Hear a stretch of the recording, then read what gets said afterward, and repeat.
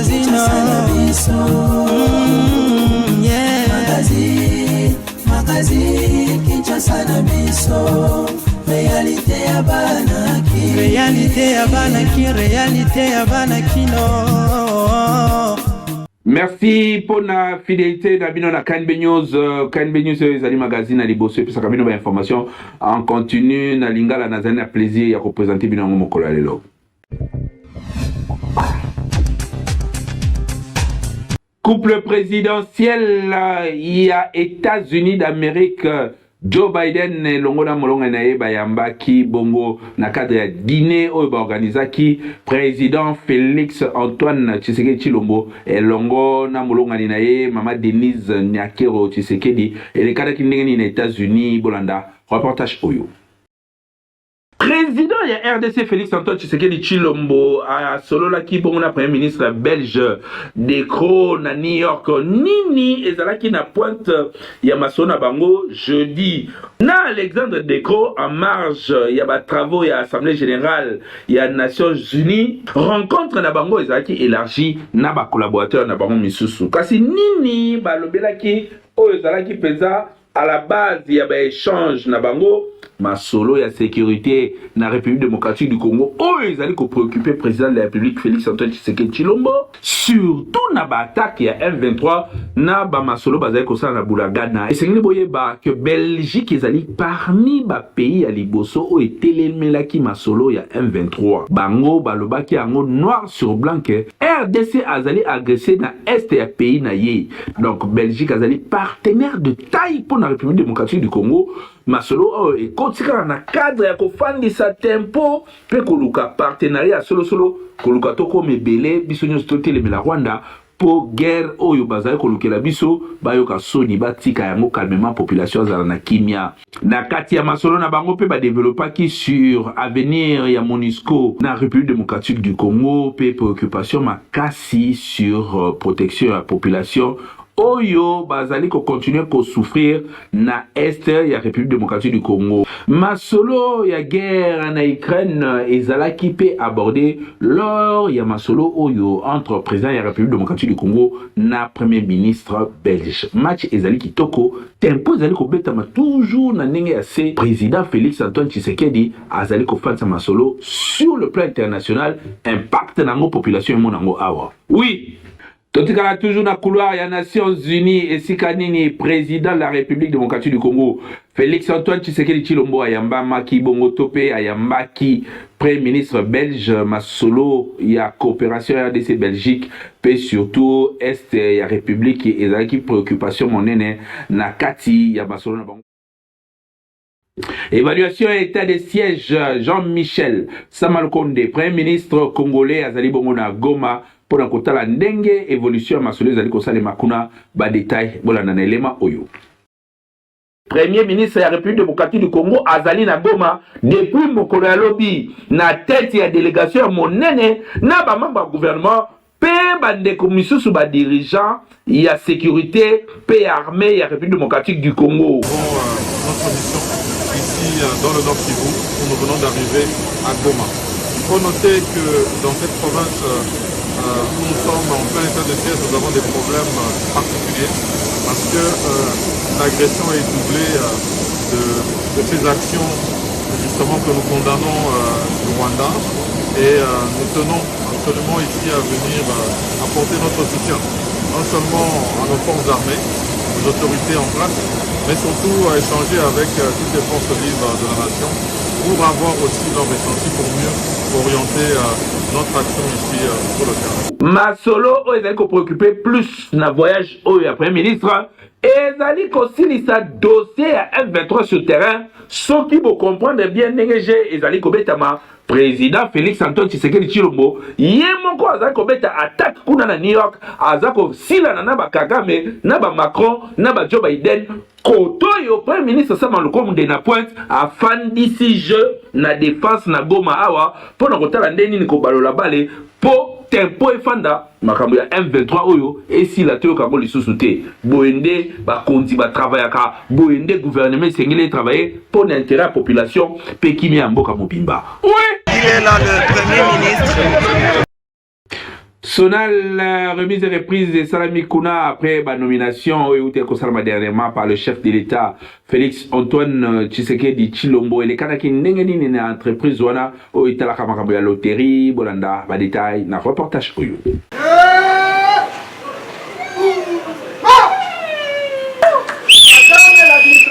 Détaché à la Sonal, sont rangés vous accueillir et vous rendre les honneurs à l'occasion de votre prix de fonction à la Sonal. Soyez les bienvenus. Cérémonie à remise et reprise de Sami Mokolalobi na siège et à Société nationale à loterie Sonal en sigle entre Madame Solange Chibakayo à ADG Asika Oya Koti Azui Commande Topé Azui Ngwende na Monsieur Jean-Marie Emungu Eumba Oyo Aoti Kolongwa. Cérémonie Salamaki avec impact na idéologie liboso ya ba agent on peut ba cadre ya société Oyo Moupe Pasiki Koti et Seigneur que la nomination au chef de l'État sera qui dernièrement dans l'entreprise publique nationale Monsieur Jean-Claude Kalalande Azali PCA, Madame Solange Chibakayo ADG et Monsieur Jean Lambert Segbiande ADGA. Souci ezali ko relever défi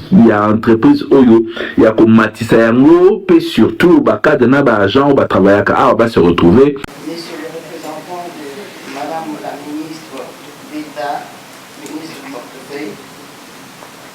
Monsieur le PCA, président du Conseil d'administration national, Monsieur l'ADGA de la Sonal, mon prédécesseur, Monsieur l'ADGA, l'ADG sortant plutôt, chers collègues administrateurs,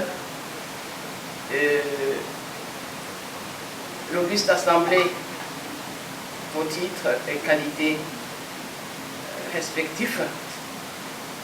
je vous salue d'abord. Ce jour est un jour lourd de responsabilités, pas que pour moi, mais pour toute la Sonal. Je voudrais d'abord remercier le chef de l'État, son Excellence Félix Antoine Tshisekedi, le président de la République, chef de l'État, pour m'avoir confié cette opportunité. Nous nous engageons à répondre au chef de l'État et à réhabiliter la Sonal et lui faire jouer son rôle d'employeur modèle ainsi que ses responsabilités sociales. Nous nous engagerons à la suite de l'implication de Madame la ministre d'État en charge du portefeuille et du ministre des Finances des réformes rapides et un assainissement du cadre opérationnel. Nous comptons donc sur le personnel de la Sonal que vous êtes pour opérer ces miracles.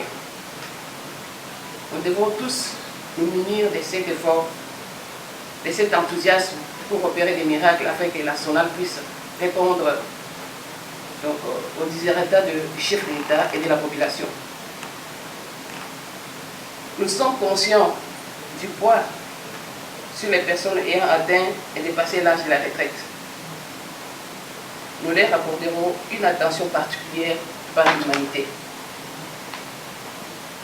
Nous garantissons à la nation de communiquer avec transparence et régularité sur les étapes franchies et affranchir.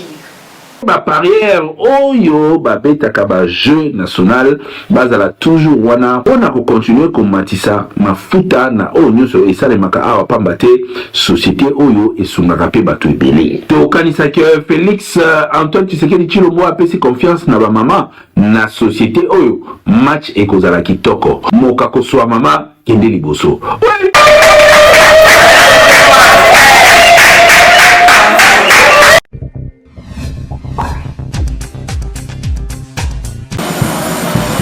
Après sa tournée d'implantation du parti dans les provinces phares de la RDC, Séraphin Oumba KPP, secrétaire général de l'UDPS Kibassa, a foulé les sols des Kamina dans les Olomami, ville qu'il a vu grandir. L'émissaire d'Augustin Kibassa Maliba, autorité morale de l'UDPS Kibassa, parti frère à l'UDPS Tshisekedi, avait pour mission de redynamiser les activités du parti et de communier avec sa base des Kamina. Une foule en liesse composée de ses frères et sœurs Amis et militants du parti a pris d'assaut l'aérodrome de Kamina pour accueillir celui qu'on appelle les professeurs honoris causa. Un chipoï a été expressément fabriqué pour les transporter jusqu'à la place écran géant où s'est tenu les meetings, mais le secrétaire général a laissé l'effigie du premier citoyen de la RDC, le président Félix Antoine Tshisekedi Tshilombo, être transporté dans ce chipoï, une façon pour lui de rendre hommage au chef de l'État.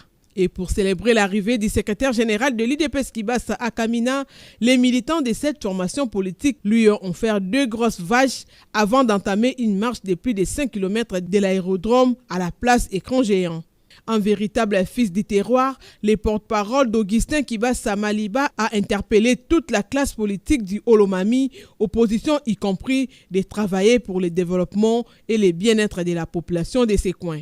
Mon projet de société, c'est vous amener le chef de l'État en étant unis, ensemble. Nous allons revendiquer aussi des choses pour que notre société, notre province puisse se développer. Les artistes, musiciens et comédiens de Kamina ont animé cette cérémonie haute en couleur pour immortaliser l'arrivée du secrétaire général Séraphin Oumba KPP. Beltexco azali kopesa bana bakaye pe bastilo ya solo pona bana batanga malamu mama papa kende bongo koluka bakaye na Beltexco. Toujours na souci ya kosunga mboka pe kosunga population congolaise kaka ndenge boyebeli société oyo monene na République démocratique du Congo Beltexco toujours pembeni ya population na ko accompagner bango na nyonso lelo lisusu ayeli bino bakaye yao pona kelasi ya bana na biso classe ezali kozonga kala te awa na yango kimaka deja mbangu na ba magasin nyonso ya Beltexco oyebi ezali partout awa na Kinshasa na ba commune nyonso soko tuli magasin ya Beltexco ezali po osombela bana na yo ba fourniture scolaire ya qualité supérieure lokola ba cahier yao ba stylo Simba pe ba cahier cartonné ya ba format nyonso ozana besoin ozwa ba cahier ya qualité pe ba stylo ya kitoko pona bana na yo année scolaire oyo bazala l'aise kimambango na ba boutique ya Beltexco okozala desiti responsable, maman responsable, bandeko nyonso basungaka bana po bazonga kelasi Beltexco komo mesano ameli no bakaye kitoko babengi bakaye ya uya Beltexco oyo ezali bakaye réussite bakaye oyo mwana so akomela ngo akoshwe te po ezali bakaye ya réussite bakaye oyo couverture ezali makasi ba papier ezali pembe ligne de page ezali kitoko et puis surtout beteni ezali sur kitoko makasi oya magasin na biso ya Beltexco ezana zona monene osoma ba stock nyonso bolingi okena ba point de vente nyonso ya l'intérêt à payer dans la succursale, pourquoi pas la Kinshasa dans le distributeur, Bossoma Bakaye qui toko ezali Bakaye ya Beltexco. Et surtout stylo na biso, ezali stylo Simba, ezokoa ezokoma. Bana balingi yango mingi. Bongo ekomi ya botangi, yonto lingi kosala ba don na école, ya kosala ba réservation na service commercial, en tout cas ba kosala les livraisons à domicile. Tous à l'école avec les cahiers ya de la société Beltexco et stylo. Ko bossana te balobi tango ozali ko somba kaye yao, vérifiez bien soki ezali na logo oyo ya Beltexco po ba mwifi bazali ebele oyo bazali ko pirater yango donc soko sombi ya mwanza ekolia yo okoumela nango te po ekosenga obakisa mususu kasi soki osombi ya Beltexco ozali mobimba ane mobimba bana bakotanga kitoko po bakaye na bango pe ba stylo na bango ezali ya qualité supérieure oyo tolobaki te tolobi Beltexco vraiment mosungi ya mboka Kinshasa et l'équipe partout.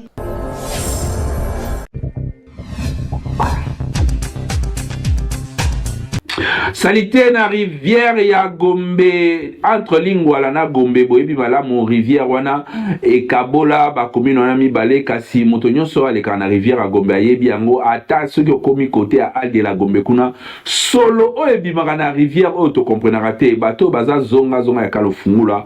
to pe pemene ya Lingwala na Gombe bazali ko supporter lisusu pasi te pamba te typhoïde malaria na maladie ya ndenge na ndenge bazali exposer nango. C'est le point comme aboye utikaka lire makadam et umeli trop atikala ko sala réhabilitation na ngote nde yango ba bambula lokola ezobeta bamayi banda kotelema na ngo babulu mike mutuka ezoleka moto ezoleka mutuka eleka nde etimolaka eza teke bato batimoli po ekoma boye te kaka baangere ezoleka nde etimola ngo te komi umeli kosa mpe ba inane nzelo ebebi gouvernement nga nalobi boye ke mpona gouvernement nazo impose bango te na biso bango mpe baya basala te na problème eza ke conscience ke esala ke place wana eumeli il s'agit par rapport ya temps bayebake temps ya kosala mpe soki ekoki baya basala bambula dege bane bambula dege bane est ce que so baye kosala yango bakoresir yango na personne normale mpona ngai oyo asalaka banzela nalobi mikontinence te oyo asalaka banzela oyo abongisaka banzela mpona kokende mwaka de quoi circulation to mpe crime bakoleka to bala polise akokoda na circulation to mwa appel moko urgence mpo baleka ekomi ebebi makasi eza yango eza na oyo ya nsima na mode eza mpe kuna na nsima eza ya biba nzela ebebi makasi babongisela biso nzela babongisela biso balabala itaga ndenge ebeba babongisela biso mbula yango ezoya tokodinda na bandako prince emonana lisusu te nzela ebebi babongisa nzela bakonzi botalela biso balabala itaga balabala munene bakonzi ebele balekanaka awa baamona te bobongisa nzela.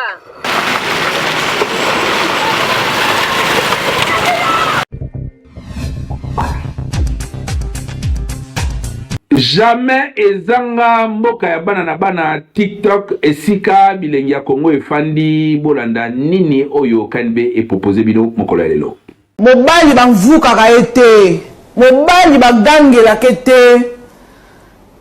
Yo comme ça mobali wa mwana yo. Mobali badiktaka ete. Moi si nde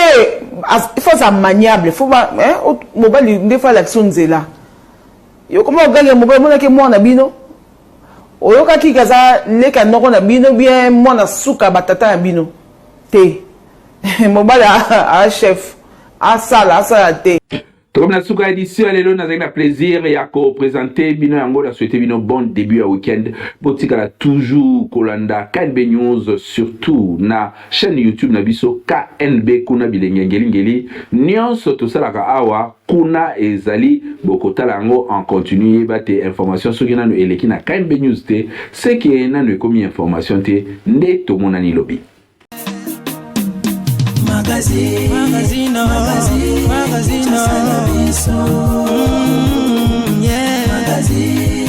Magazine, Kinshasa na biso, réalité ya banaki, réalité ya banaki, réalité ya banaki no.